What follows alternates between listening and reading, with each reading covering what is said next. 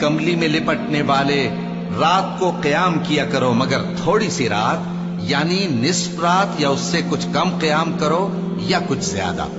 اور قرآن کو اچھی طرح ٹھہر ٹھہر کر پڑھا کرو۔ ہم ان قریب تم پر ایک بھاری فرمان نازل کریں گے، کچھ شک نہیں کہ رات کا اٹھنا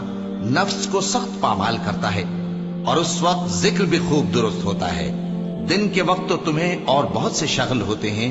تو اپنے پروردگار کے نام کا ذکر کرو اور ہر طرف سے بے تعلق ہو کر اسی کی طرف متوجہ ہو جاؤ۔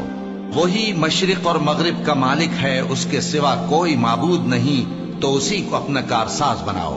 اور جو دل آزار باتیں یہ لوگ کہتے ہیں ان کو سہتے رہو،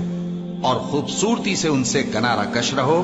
اور مجھے ان جھٹلانے والوں سے جو دولت مند ہیں سمجھ لینے دو،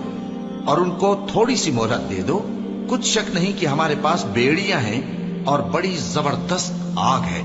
اور گلے میں اٹکنے والا کھانا ہے، اور درد دینے والا عذاب ہے۔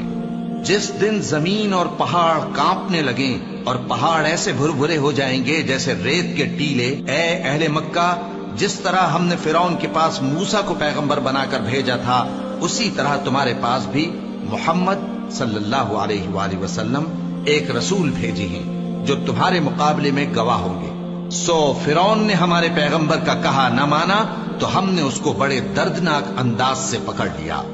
اگر تم بھی ان پیغمبر کو نہ مانو گے تو اس دن سے کس طرح بچو گے جو بچوں کو بوڑھا کر دے گا، جس سے آسمان پھٹ جائے گا۔ یہ اس کا وعدہ پورا ہو کر رہے گا۔ یہ قرآن تو نصیحت ہے، سو جو چاہے اپنے پروردگار تک پہنچنے کا راستہ اختیار کر لے۔ تمہارا پروردگار خوب جانتا ہے کہ تم اور تمہارے ساتھ کے لوگ کبھی 2/3 رات کے قریب اور کبھی آدھی رات اور کبھی تہائی رات قیام کیا کرتے ہو،